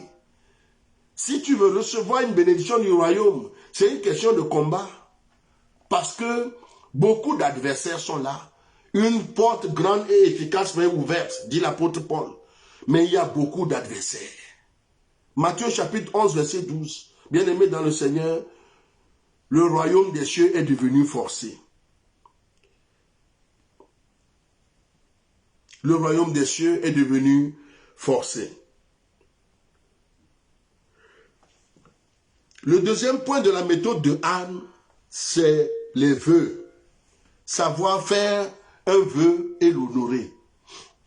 Si tu demandes une bénédiction à Dieu, tu cherches un Samuel dans ta vie, un miracle dans ta vie, pour une situation déterminante dans ta vie, et que tu n'arrives toujours pas à trouver de solution, de porte de sortie. Tu n'arrives pas à avoir ta réponse. Et pourtant, tu as tout fait. Tu as fait le tour. Eh bien, il te reste à faire un vœu, comme Anne a fait un vœu. Anne a fait le vœu ici, et elle a dit à Dieu, si tu me donnes un enfant, et que tu enlèves ma honte, si tu consoles mon âme, et que tu essuies mes larmes, et que tu me donnes un enfant mâle, c'est-à-dire un fils, alors je le consacrerai à l'Éternel, je le donnerai à Dieu. Il sera dans ta maison, il te servira tous les jours de sa vie. Alléluia. Bien-aimé dans le Seigneur, est-ce que tu es prêt à faire un vœu? Nous engageons ici la méthode de Anne, la mère de Samuel. Anne a fait un vœu. Et quand on fait un vœu, on l'honore. Certaines personnes ont fait un vœu d'argent. Seigneur, si tu me donnes un enfant, je ferai une offrande, un sacrifice de tel montant, dans ta maison ou bien dans la vie d'un de tes serviteurs ou servantes. D'autres ont dit, Seigneur, si tu m'honores et que tu me fais ceci, je suis prêt à offrir telle chose. Seigneur, si tu me fais ceci, je suis prêt à mener une année de jeûne et prière, de 3 jours par mois ou bien par semaine, pour te remercier. Seigneur, si tu m'honores, l'enfant que tu me donnes, je te le rendrai en retour. Oh, bien-aimé dans le Seigneur. Les vœux sont des engagements. C'est nous qui promettons à Dieu que nous voulons lui faire ceci si lui nous fait cela. C'est un échange. C'est un deal, un accord entre Dieu et nous. Là où nous nous engageons sérieusement à être fidèles lorsque Dieu aussi aura agi avec fidélité envers nous. Dans le livre de Nombres, au chapitre 30, tout le chapitre 30, il est parlé des vœux. Et la Bible dit là que lorsque tu as pris un vœu, tu as pris un engagement pour un vœu, il faut toujours l'honorer avec le Seigneur.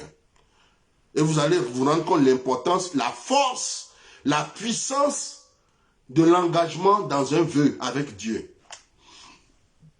Dieu ne déçoit jamais quand il y a un vœu en face. À nous d'être à la hauteur. Et quand Dieu nous honore, après que nous ayons donc fait un vœu, il faut que nous soyons capables en retour d'honorer aussi notre part d'engagement. Sinon, ça a souvent fini très mal. Les gens ont fait des vœux à Dieu, Dieu les a exaucés, et au final, ils ont oublié Dieu. Ils ont perdu 10 fois plus que ce qu'ils ont reçu de Dieu. En plus de ce qu'ils ont reçu. Donc, avant de faire un vœu, médite sur ta prière.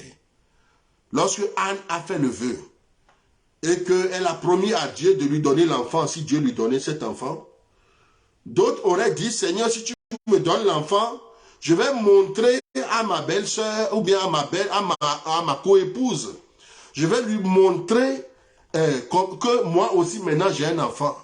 Anne a dit non. Dès que l'enfant sera sauvé, je ramènerai dans ta maison et je reviendrai encore à zéro. Parce que l'objectif, c'est que tu me donnes un enfant. Anne est brillante. C'est une femme sage. Dans le cantique, alléluia, dans le cantique de Anne au chapitre 2 de Samuel, de 1 Samuel, vous voyez que Anne va dire quelque chose. Elle dit, Celle qui était stérile enfante 7 fois. Ça dit que dans son cœur, cette femme avait la foi que si elle arrivait seulement à enfanter Samuel, elle enfanterait encore d'autres enfants derrière. Et que ces autres enfants qui arriveraient seraient pour elle. Maintenant, ces enfants seraient pour elle. Parce qu'elle aura donné au Seigneur sa part, qui est de Samuel. Et c'est ça le principe, bien-aimé dans le Seigneur. Tout ce que nous faisons, nous devons le faire avec foi, avec humilité, mais aussi avec obéissance. Et la preuve, c'est qu'une fois que Samuel est né, elle a obéi, elle est venue consacrer Samuel au Seigneur dans le temple. Après l'avoir sevré, elle va commencer à enfanter d'autres enfants. Alléluia. Anne a eu d'autres enfants, des garçons et même des filles, qui sont les frères et sœurs du prophète Samuel. Et quel prophète dis-je? Quel prophète Samuel? Un prophète, un homme de Dieu dans sa génération, une sentinelle, un juge comme Israël n'en a jamais connu, un enfant spécial. Voilà le type d'âme que Dieu veut faire descendre dans notre monde. Et quand ces âmes doivent descendre, il y a beaucoup d'adversité, il y a beaucoup de combats. Et Dieu même nous éprouve en nous rendant des fois stériles, parce que Anne a été rendue stérile par l'Éternel. La Bible dit que Anne était stérile, n'avait pas d'enfant car l'Éternel l'avait rendue stérile. C'est Dieu qui l'a rendue stérile, pas parce qu'elle a péché, mais parce que le Seigneur voulait l'éprouver et voir si elle était capable de tenir, d'être à la hauteur, avant de pouvoir recevoir Samuel. Dieu, le plan de Dieu, c'était que l'enfant Samuel, l'âme de Samuel, aussitôt qu'elle descendrait sur terre, elle devait être formée, formatée, construite, bâtie dans le temple de Dieu depuis son enfance. Et pour qu'une femme puisse être capable de laisser son enfant de 2 ans, il faut que cette femme soit préparée, conditionnée. Sinon, l'enfant n'aurait pas eu le temps de recevoir la formation spirituelle, sacerdotale, sacrificielle, nécessaire, prophétique, nécessaire pour rentrer dans sa vocation. Il fallait que Dieu passe par une femme, brise cette femme. Il a brisé Anne, par l'humiliation, les moqueries, l'échec, la stérilité. Anne ne mangeait pas, la Bible dit qu'elle pleurait, elle ne mangeait pas, elle était mortifiée, douloureuse. Parce que Dieu voulait la préparer, l'amener à ce point où elle serait, elle serait en mesure de dire, Seigneur, ce que tu me donnes, je te le rends. Je te le rendrai 100%, qu'il soit à ton service, fais-en ce que tu veux. Et c'est ce que Dieu voulait.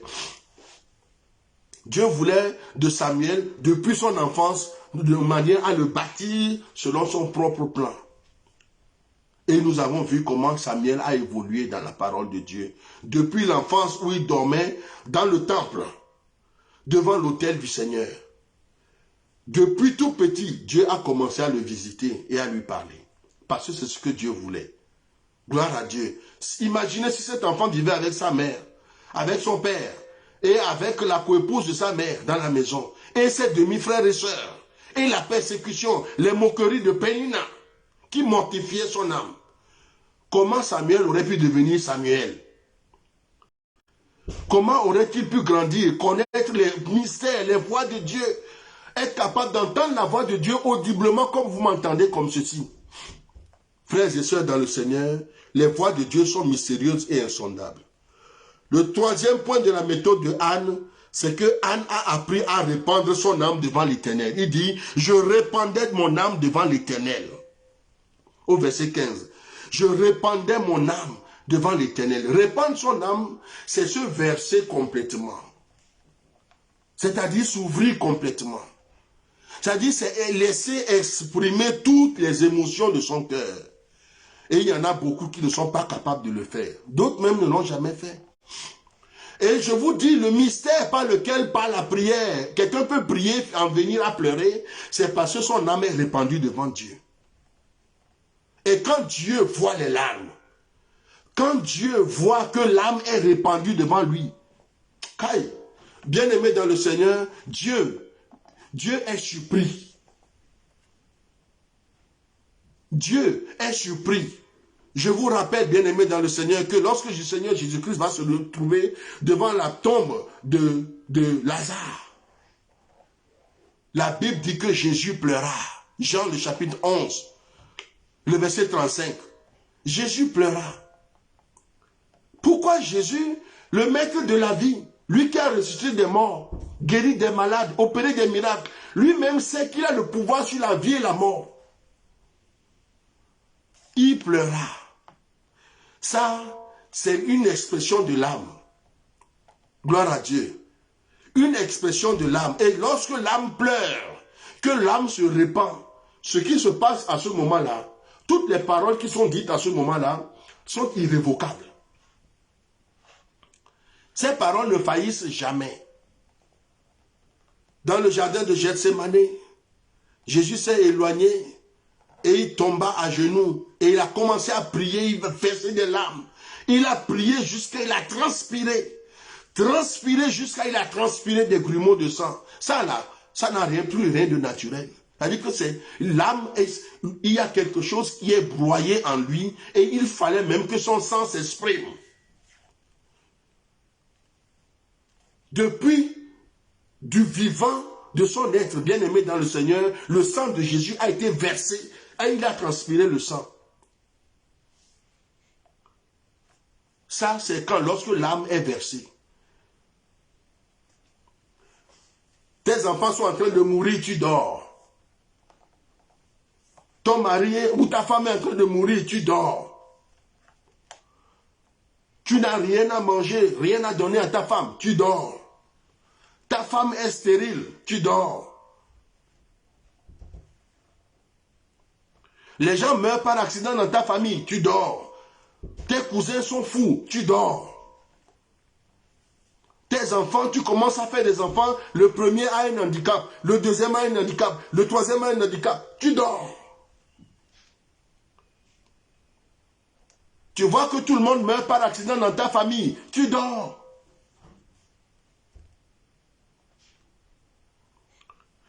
Alléluia, tu dors.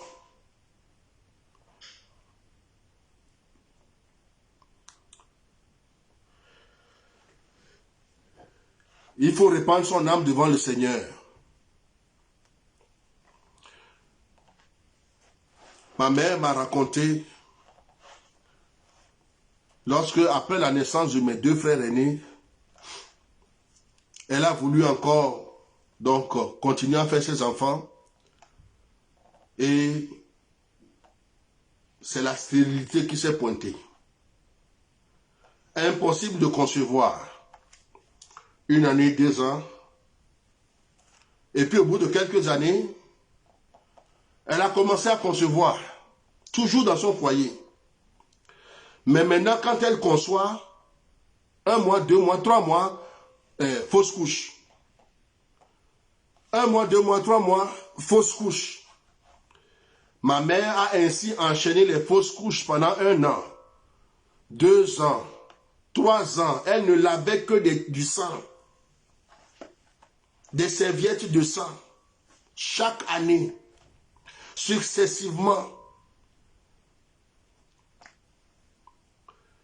Jusqu'à ce que finalement, tout le monde a commencé à se moquer d'elle. Comme quoi que c'était une menteuse, une fausse femme enceinte qui racontait des histoires pour garder l'amour de son mari.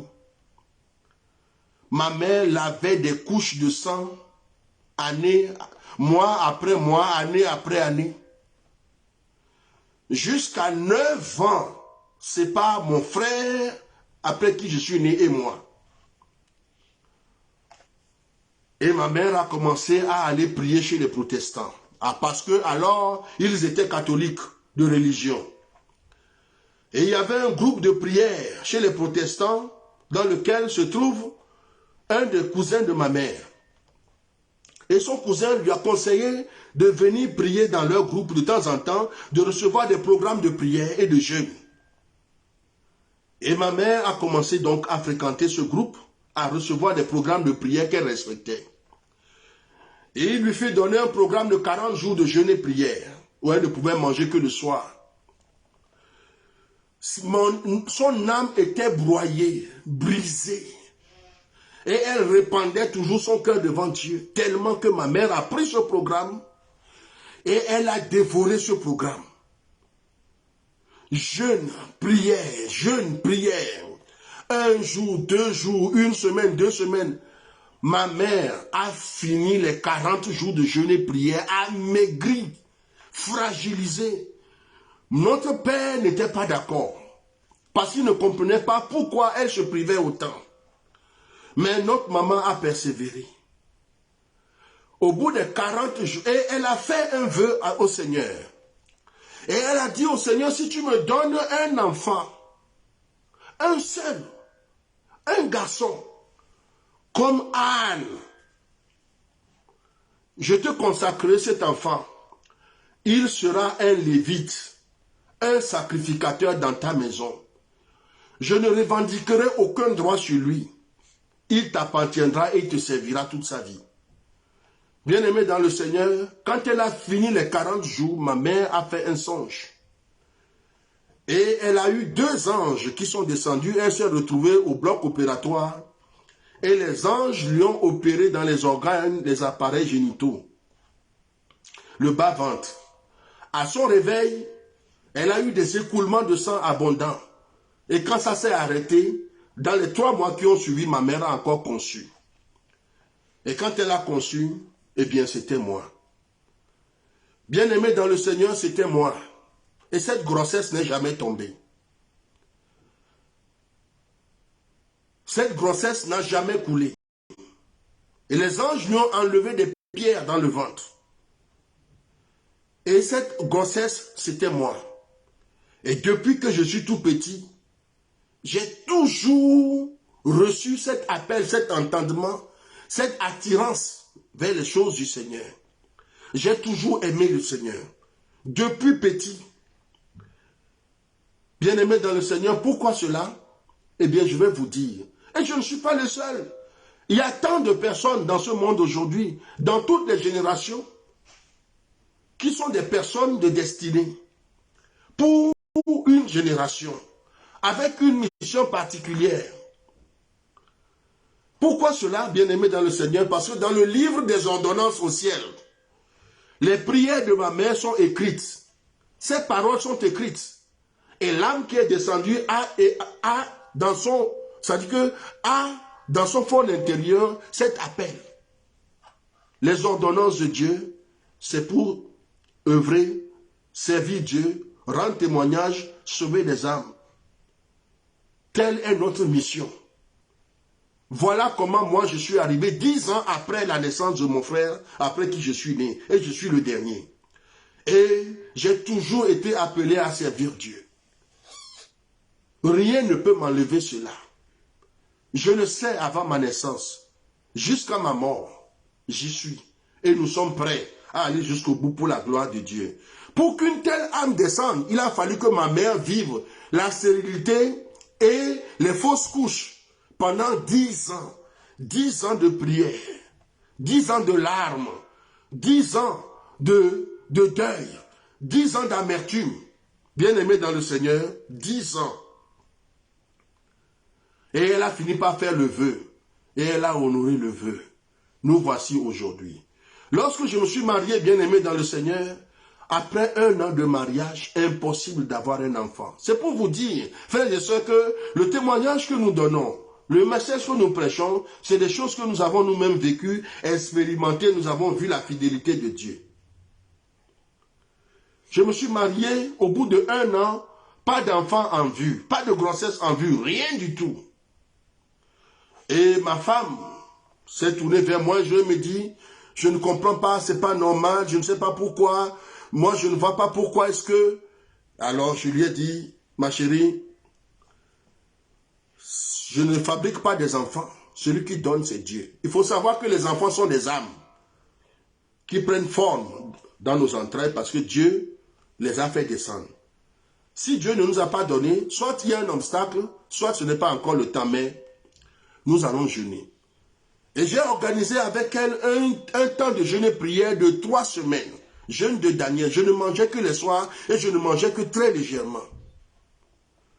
Je me souviens même, au bout de la deuxième semaine, puisque je travaillais aussi en même temps, je travaillais, j'étais surveillant dans un lycée, j'ai dû courir, monter l'escalier, les étages tout en haut, pour une urgence.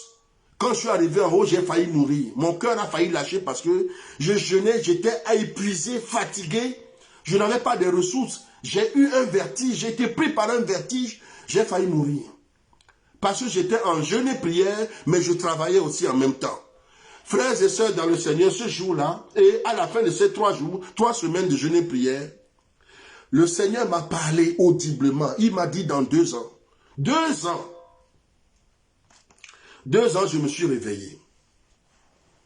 Et j'ai dit donc à ma femme, à l'époque, je lui ai dit, le Seigneur m'a dit 2 ans. Et nous avons rendu grâce à Dieu. Quelques mois seulement après, une grossesse a apparu. Et au bout de la grossesse, un jour est venu, le travail a commencé. Nous sommes partis à l'hôpital et il se trouve qu'elle n'a pas pu accoucher le même jour. Le lendemain, vers tôt le matin, vers 4 heures du matin, elle a accouché, elle a donné naissance. En déclarant la date de naissance, je me rends compte que c'était le jour, la deuxième année, le 2e anniversaire de notre mariage, le même jour. Comme le Seigneur m'a dit, 2 ans, l'enfant est né 2 ans, jour pour jour, depuis le premier jour où nous sommes mariés. Le 26 juin, et 2 ans après le 26 juin, notre premier fils est né, selon la parole du Seigneur. Aussi cet enfant, je l'ai appelé Samuel. Et quand je vois la grâce de Dieu sur sa vie, bien-aimé dans le Seigneur, je sais l'appel qu'il a reçu. Et ça ne trompe pas. Parce que cette âme, pour descendre, il a fallu payer un prix pour que le ciel libère cette onction. C'est mon fils, mon premier-né. Mon dernier enfant, bien-aimé dans le Seigneur, pour que cet enfant naisse, mon épouse et moi, nous avons traversé une épreuve, un temps de douleur, d'amertume, où nos entrailles étaient déchirées. Nous étions à terre, tous les deux, dans les larmes et dans la prière. 11 fausses couches successives. Elle a fait 11 fausses couches. Année après année. Elle conçoit, elle perd la grossesse. 1 mois, 2 mois, 3 mois, elle perd la grossesse. Je suis un serviteur de Dieu. Un homme de prière, un homme consacré. Et je prie, les autres sont exaucés. Mais ma femme a enchaîné les fausses couches, après année, année après année.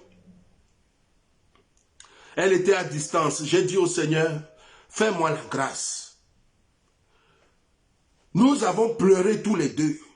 Nous étions brisés, mais nous avions confiance à l'Éternel, le Dieu immortel, celui qui siège sur le trône le plus élevé et qui habite à Sion.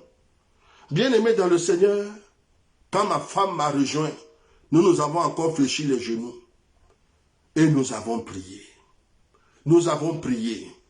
Nous avons prié. Il a suffi d'une seule nuit. Nous nous sommes couchés et l'ange du Seigneur m'a parlé. Il m'a dit, à ton réveil, demande à ta femme quel songe elle a fait, parce que je lui ai laissé un message. Aussitôt que je me suis réveillé vers 3 heures du matin, 4 ou 5 heures du matin, je ne me souviens plus l'heure, je me suis retourné vers ma femme. Elle s'était réveillée aussi. Et je lui ai demandé, j'ai dit, ma chérie, je viens d'entendre une voix. Le Seigneur m'a dit de te dire qu'il a laissé un message pour toi. Quel songe tu as fait? Et ma femme me dit, j'ai rêvé et j'ai vu des personnes dont je ne peux pas donner trop de détails ici. Ces personnes-là, ils étaient en colère contre nous. Ils ont dit, pourquoi cette femme vieille comme ça, elle va venir se joindre à notre famille et elle va nous faire encore des enfants à cet âge-là. Qu'est-ce qu'elle cherche? Mais pendant que tu priais, je t'ai vu en train de prier et ils se sont découragés, ils ont perdu leur force et ils sont partis en colère. Ils nous ont quittés et ils sont partis, je les ai vus partir, ils s'éloignaient. J'ai dit à ma femme, c'est notre délivrance. Les 2 mois qui ont suivi, quand elle est tombée enceinte, plus de fausses couches. Elle a accouché. Notre enfant est né. Et encore une fois, je connais l'appel et la grâce qui est née, qui est sur notre enfant. Frères et sœurs, Dieu te cherche parce que Dieu veut t'utiliser comme canal, comme un vaisseau, comme un cordon par lequel il va faire descendre une âme spéciale. Un enfant spécial pour des missions spéciales dans une génération, dans un temps spécial. Les temps que nous vivons sont des temps où, bien aimés, vous savez comment les tensions qui existent. C'est inutile que des hommes et des femmes continuent à venir dans ce monde s'ils n'ont rien à venir faire. S'ils viennent seulement pour manger, boire, se rajouter leurs problèmes à la masse. Aujourd'hui, Dieu cherche des hommes et des femmes qui sont capables de se laisser vraiment porter par lui-même, qui sont capables de se laisser utiliser, qui seront utiles dans son œuvre, dans sa moisson, dans son chantier, dans la grande moisson, la grande commission qui arrive. Et c'est la raison pour laquelle Dieu cherche des hommes, des femmes, des enfants, parce qu'il veut faire descendre des âmes qui auront une mission particulière pour les temps de la fin, les temps dans lesquels nous arrivons. Feras-tu part de ces personnes? Seras-tu de ce rang-là? Es-tu prêt à laisser Dieu t'utiliser? Pourquoi veux-tu aussi un Samuel? Pourquoi cherches-tu le miracle? Pour quelle raison veux-tu être guéri? Est-ce encore pour aller faire la fête, te distraire et montrer aux gens que tu es le plus beau? Avec les voitures, parce que tu as plus de voitures ou bien plus de maisons? Bien-aimés, nous n'en sommes plus là. Le royaume des cieux n'en est plus là.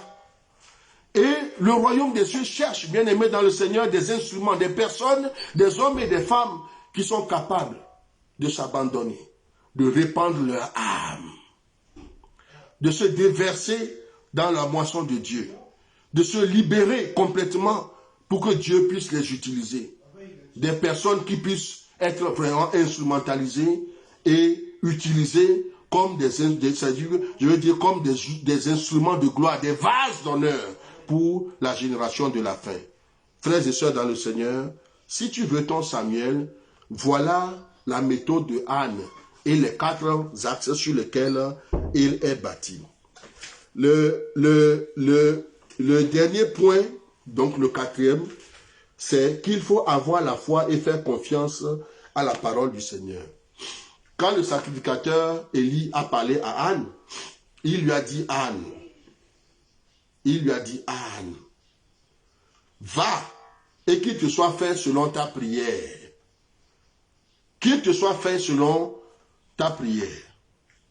Quand il est parti, elle est partie, l'année d'après, Anne a conçu et elle a enfanté. Elle a eu foi. Même la parole de Dieu dit, au verset 18 et 19, il dit, et elle dit, que ta servante trouve grâce à tes yeux. Et cette femme s'en alla. Elle mangea et son visage ne fut plus le même. Ils se levèrent de bon matin et après s'être prosternés devant l'Éternel, ils s'en allèrent et revinrent dans la maison à Rama. Bien-aimés dans le Seigneur, ce n'est qu'après la parole du sacrificateur Élie que Anne a accepté de manger. Et la Bible dit que son visage ne fut plus le même, son visage ne fut plus triste. Elle n'a pas mangé au début. Elle n'a mangé qu'après avoir reçu l'assurance que Dieu avait exaucé sa prière. Frères et sœurs dans le Seigneur, il faut faire confiance au Seigneur. Lorsque la parole de Dieu sort, quand elle vient pour toi, crois en Dieu que Dieu t'a exaucé et tu verras le miracle s'accomplir. J'aimerais dire, bien-aimé dans le Seigneur, que si nous pouvons donner un 5e point, c'est que Anne a honoré son vœu. Dès qu'elle a enfanté, elle a attendu que Samuel soit sevré. Aussitôt sevré, elle a ramené l'enfant dans la maison de Dieu et elle a offert à l'Éternel avec des sacrifices et des offrandes. Bien-aimé dans le Seigneur, et elle a abandonné Samuel là, car il est le fruit, il est un don du ciel. Le vœu, c'est qu'il appartient à Dieu. Elle a donné, elle a payé la dette de son vœu. La rançon de son vœu, elle l'a donnée. C'était Samuel. Elle l'a offert au Seigneur. Elle est repartie. Dieu l'a honorée et Dieu l'a rendue fertile à nouveau. Et elle a eu d'autres enfants, des frères et des sœurs au prophète Samuel. En sorte qu'au chapitre 2 de 1 Samuel, bien-aimé dans le Seigneur, Anne va chanter ce cantique en disant, Anne pria et dit, mon cœur se réjouit en l'Éternel, ma force a été relevée par l'Éternel, ma bouche s'est ouverte contre mes ennemis, car je me réjouis de ton secours. Bien-aimé, enfin, à ce moment-là, ta bouche pourra s'ouvrir contre tes ennemis. Tant que Samuel n'est pas encore né, Anne ne pouvait pas ouvrir sa bouche contre Pénina, contre ses ennemis. Mais le jour qu'elle a enfanté, elle dit, ma bouche s'est ouverte grandement. Maintenant, si Pénina se moque de moi, je peux lui répondre. Parce que moi aussi, j'ai mon Samuel. Parce que moi aussi, j'ai mes enfants. Parce que moi aussi, j'ai mon Dieu qui combat pour moi. Ma bouche s'est ouverte grandement sur mes adversaires, sur mes moqueurs et sur mes ennemis. Ta bouche s'ouvrira, bien-aimé dans le Seigneur, si tu veux vraiment avoir ton Samuel. Si tu suis la méthode de Anne, ta bouche s'ouvrira sur tes ennemis. Bien-aimé dans le Seigneur, que le Seigneur te bénisse. Que le Seigneur entende ta prière. Toi qui as prié en écoutant ce message et qui as dit au Seigneur, Seigneur, si tu m'exauces, voici ce que je ferai pour toi. Que le Seigneur t'exauce. L'année prochaine, d'ici la fin de l'année, voire début de l'année prochaine, tu rendras ton témoignage avec ton Samuel dans la main. Sois béni dans le nom puissant de Jésus-Christ. Amen.